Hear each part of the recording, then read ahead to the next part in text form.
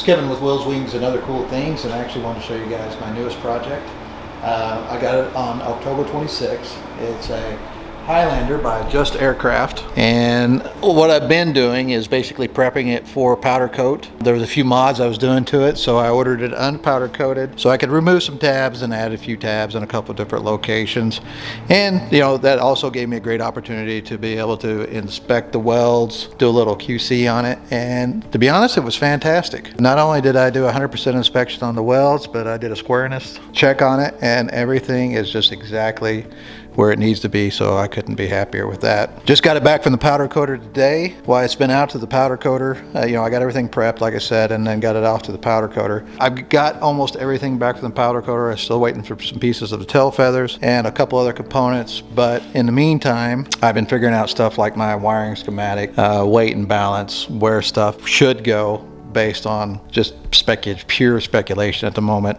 More of that will come along as I get closer. I've got to work out what I'm doing with the gear yet. The pod panel, which I'm putting in, you still see a few of them out there. There's a couple guys have done something very similar to this, and it's really nice on a side-by-side aircraft to open up that visibility. So if you look at the side of the aircraft where your boot cowl would normally be up through here, and all this is all going to be Lexan now, so it really opens up the visibility. So I wanted to, no matter which seat I sit in, the pilot or co-pilot seat, I needed the panel narrow enough that when I'm sitting in that seat and I go look to the opposite side of the aircraft, the edge of the panel would line up with the edge of the firewall, so I have full visibility out either side. Between that and my headache rack, majority of my avionics being located remotely, it was very easy to do. So far, it's not done. The wiring schematic, I do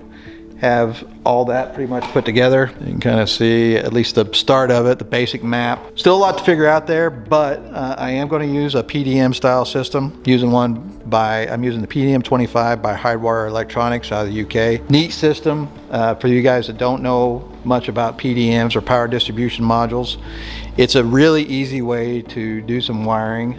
Some of it's, there is some programming involved, so you know that bit's a little bit more complicated, but it does lighten up the harness.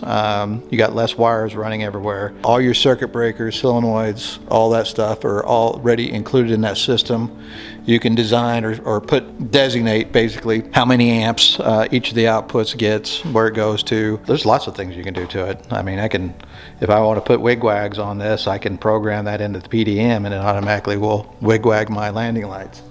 So there's lots of cool stuff you can do, and a lot of it I still don't understand yet. So I'm just now getting into it. I do have another friend that is building an S21, and he's gotten quite a ways with it, and he's got a much better understanding than I do. So I will be leaning on him a little bit as we go along. But anyway, this is just a real quick video to kind of introduce you to the project. I'm going to keep throwing these out. I need to track the build anyway, so this is kind of a good way to do it. Just so you can see, I did get the shop mostly done. Like I said, this was just a old antique store.